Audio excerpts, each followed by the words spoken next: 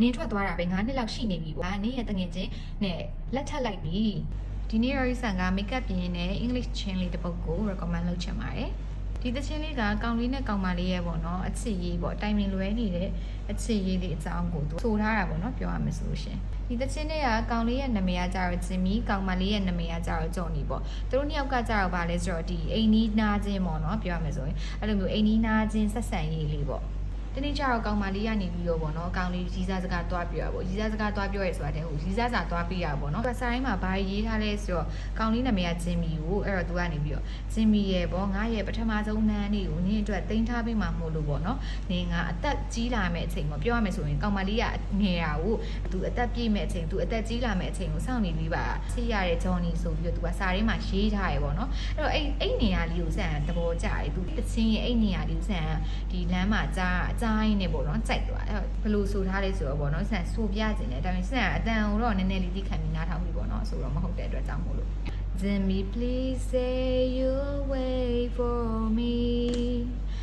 I grow up someday you'll see saving all my kisses just for you silent love forever true so yeah အဲ့လိုမျိုးလေးရေးထားရပေါ့နော်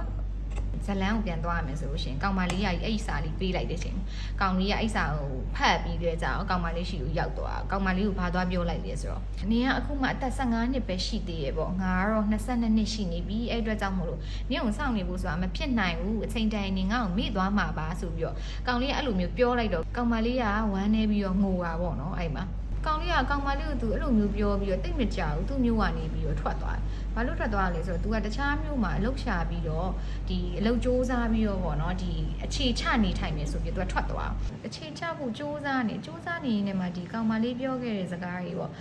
။တကောင်မလေးကသူ့ကိုစောင့်နေဖို့ပြောခဲ့တဲ့စကားတွေအဲ့ဒါတွေကို तू ပြန်ကြားရအောင်နေတာပေါ့နော်။ပြန်ကြားရအောင်တဲ့အချိန်မှာ तू ဘာဖြစ်သွားလဲဆိုတော့ तू သိသွားတယ်။ तू ဘာကိုသိသွားလဲဆိုတော့ तू ကောင်မလေးကိုသဘောကျနေပြီပေါ့နော်။ဘာဖြစ်လို့လဲဆိုတော့ तू ရဲ့စိတ်ထဲမှာအမြဲတမ်းကောင်မလေးကစိုးမိုးနေရဆိုတာကို तू နားလည်သွားတဲ့အချိန်မှာကောင်မလေးကို तू ဘလောက်ချစ်ကြောင်းပြီးရင်ကောင်မလေးကိုလက်ထပ်ချင်ကြောင်းအဲ့ဒါတွေကိုပြောပြဖို့အတွက် तू ကကောင်မလေးရှိကိုတွားမယ်ဆိုပြီးတော့အဲ့မှာထုတ်တည်ပြင်ပြီးတော့လေရင်စီးပြီးပြန်သွားတာပေါ့နော်သူတို့မျိုးလေးကိုလဲရောက်ကောင်မလေးရှိတဲ့အိမ်ကိုပေါ့နော်လုံးဝအပြေးသွားတာပေါ့ကောင်မလေးကိုတွေ့ရတဲ့အချိန်မှာသူကိုချစ်တဲ့ကြောင်းနေပါညာပေါ့ပြောပြလိုက်တဲ့အချိန်မှာကောင်မလေးကနေပြီးတော့ဗာပြောလဲဆိုတော့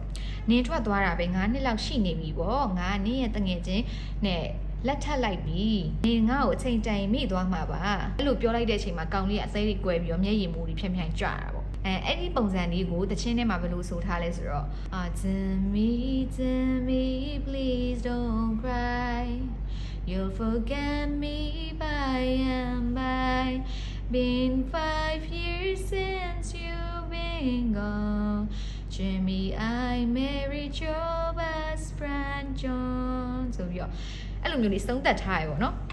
တချင်းလေးရဲ့နာမည်ကတော့ Don't Cry Johnny ဖြစ်ပြီးတော့ Conway Twitty နဲ့သူ့ရဲ့သမီး Johnny လေးကနေဒီဆိုထားတာဖြစ်ပါတယ်။ကောင်မလေးဘက်ကစဉ်းစားကြည့်မယ်ဆိုရင်လည်းကွာဒီလားကောင်မလေးကသဘောကျလို့စားသွားပြီးရငါ့ကိုစောင့်ပေးပါဆိုပြီးပြောရဲဟာကိုကောင်လေးကနေပြောမစောင့်ပေးနိုင်ဘူးမဖြစ်နိုင်ဘူးဆိုပြီးတော့ပြောတယ်။ပြောပြီးတိတ်မကြဘူးသူကမျိုးကနေထွက်သွားတယ်ကွာ။မျိုးကနေထွက်သွားရဆိုရဲဒါသူ့ကိုမကြိုက်ဘူးပေါ့။ပြီးတော့ပြန်လာတဲ့အချိန်ကျတော့လေဂျားထဲမှာဘယ်လောက်ကွာသွားဆိုအချိန်က9နှစ်ကွာသွားရဆိုတော့စဉ်းစားကြည့်ပေါ့နော်။အဲ့တော့ကောင်မလေးကလည်းသူတခြားလူကိုလက်ထပ်လိုက်တာလည်းမမားလို့ထင်တယ်ပေါ့နော်သူ့ဘက်ကနေကြည့်ရင်တော့မလုံဘူးကောင်လေးဘက်ကနေကြည့်မယ်ဆိုလို့ရှိရင်လည်းကောင်လေးကကြာတော့သူ့ကိုစောင့်နေမယ်လို့ပြောထားတဲ့အတွက်ကြောင့်တော့သူ့ကိုစောင့်နေမှာပဲဆိုပြီးတော့သူကလည်းအပြေးပြန်လာတဲ့အချိန်မှာကောင်မလေးကအိမ်အောင်ကြပြီးသားဖြစ်နေရပေါ့နော်အဲ့တော့ဘယ်ဘက်ကကြည့်ပေါ့နော်မလုံဘူးလို့တော့ထင်တယ်အဲ့တော့ဒီလိုမျိုးအဖြစ်နဲ့ကိုကရောကြုံဘူးလားကြုံဘူးလေဆိုရင်ဘယ်လိုဖြစ်ခဲ့လဲဆိုတာပြောလို့ရရင်ပြောခဲ့ပြီးပါအောင်နော်ကဲအခုတော့ဒီဗီဒီယိုလေးကိုဒီမှာပဲဆုံးသက်လိုက်ပါအောင်မယ်ဆုံးထိကြည့်ပြီးအတွက်အားလုံးကျေးဇူးအများကြီးတင်ပါတယ်တတ်